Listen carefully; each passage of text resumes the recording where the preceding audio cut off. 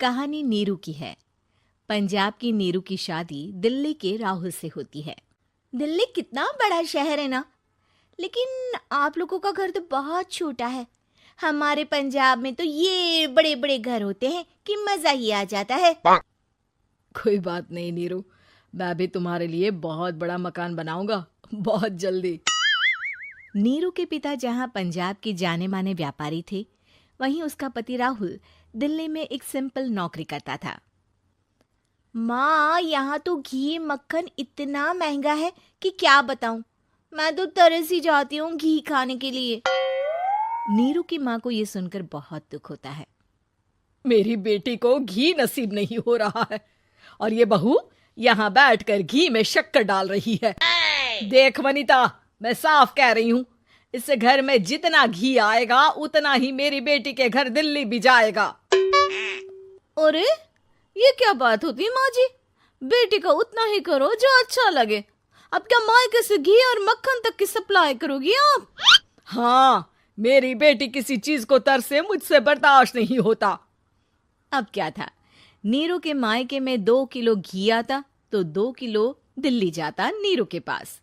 एक दिन, माँ बड़ी गर्मी पड़ती है दिल्ली में। इस घर में तो एक ही एसी है और वो भी ड्राइंग रूम में। सारा परिवार एक ही कमरे में सोता है। हाँ बेटा, वो तो हर घर की कहानी है। यहाँ भी एक ही एसी है। अरे बिल इतना आता है कि क्या बोलूं। तभी वहां राकेश आ जाता है। माँ, थोड़ी देर में यहाँ कुछ प्लम्बर आएंगे मेरे कमरे में एसी लगाने। जरा ध्यान से लगवा देना ना माँ। ओए, ऐसे कैसे तेरे कमरे में एसी लगेगा? हाँ राकेश, एक बार बात तो कर लेता। अरे पापा, वो वनिता को गर्मी में नींद नहीं आती। ड्राइंग रूम में सबके साथ सोने में वो अनकंफर्टेबल है, इसलिए। अरे पूरे परिवार के साथ वहां तेरी बहन नीरू भी तो सोती है। वो नहीं हो रही क्या अनकंफर्टेबल? समझ रहा है ना? अगर एसी लगेगा तो एक दिल्ली में तेरी बहन के कमरे में भी लगेगा, तभी तू लगा सकेगा। राकेश वनिता को सारी बात बताता है। वनिता करती भी क्या, मन मारकर बैठ जाती है। माँ, ये लोग ठीक नहीं है, क्या करूं मैं? अरे बेटी, यहाँ आ जा, तू यहाँ आकर रह ले। अरे छोड़ दे ऐसे पति को। कैसे छोड़ दूं माँ? समाज क्या कहेगा, लोग क्या कहेंगे? वैसे भी मेरा एक बेटा है मयंक। अरे हटा बेटा, तेरी उम्र ही क्या है, इतनी परेशान रहेगी तो काम कैसे चलेगा। खैर, बात आई गई हो जाती है।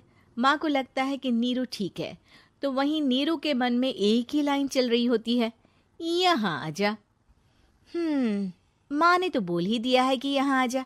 बस मयंक थोड़ा सा बड़ा हो जाए, इन गरीबों को छोड़कर मैं वापस माँ के पास ही चली जाऊंगी। वो इसी सोच में बाजार में चल रही थी कि मैम, आपका दुपट्टा जमीन को छू रहा है। नीरू जैसे ही उस लड़की की तरफ देखती है, देखती ही रह जाती है। हाय रे, कितना सुंदर लड़का है ये। अब क्या हुआ? मैंने कहा आपका दुपट्टा। तो खुद ही उठाकर दे दो ना। लड़का समझ जाता है कि नीरू उस पर फिदा हो चुकी है। वो उससे उसका नंबर लेकर चला जाता है। अब क्या था, नीरू और रोहित में लगातार बातें होने लगती है। मैं हरियाणा का रहने वाला हूँ, यहाँ एक बड़ी कंपनी का मैनेजर हूँ। अच्छा, और कितने बच्चे हैं तुम्हारे? बच्चे? अरे मेरी तो शादी भी नहीं हुई है। तुम बताओ, शादी करोगी? नीरू शर्मा जाती है। अब लेकिन मैं तो पहले से ही शादीशुदा हूँ। मुझे फर्क नहीं पड़ता, बस तुम शादी कर लो, भाग चलते हैं। बहुत पैसे वाला हूं मैं, हमेशा खुश रखूंगा तुम्हें। नीरू रोहित से मिलकर सारा प्लान बना लेती है और फिर एक दिन घर से भाग जाती है। दोनों शादी कर लेते हैं। शादी के बाद, क्या बात है नीरू, तुम्हें परेशान सा देखता हूँ, सब ठीक तो है ना? हाँ हाँ, सब ठीक है।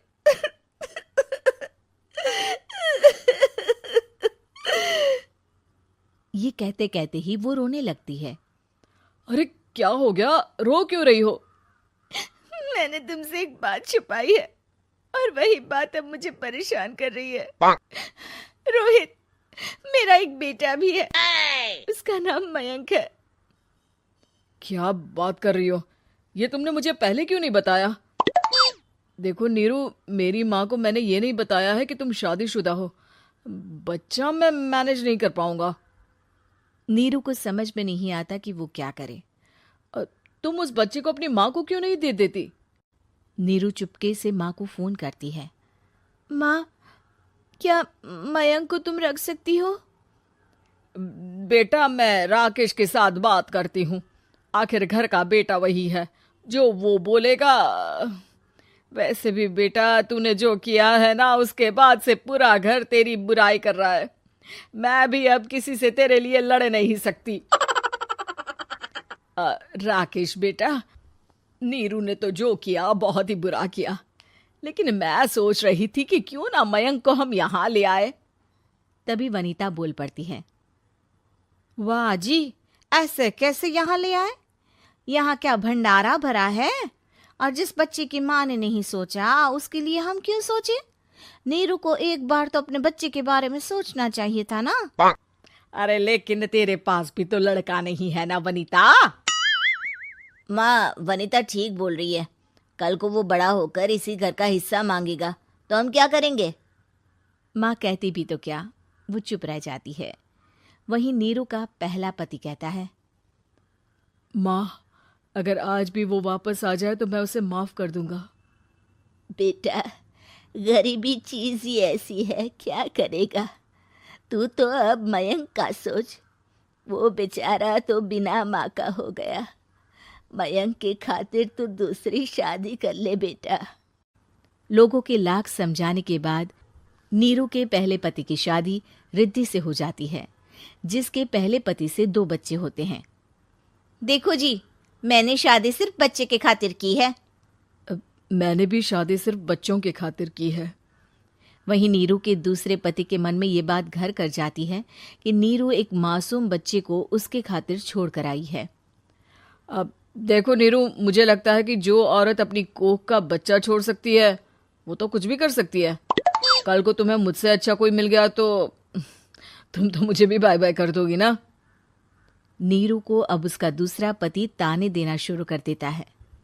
तंग आकर नीरू उसके यहाँ से भागकर अपने पहले पति के पास चली जाती है, लेकिन ससुराल में क्या लेने आई है नीरू, मयंक को?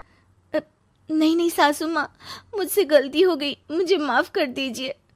नीरू, अब वक्त खत्म हो गया है, मेरी शादी हो चुकी है।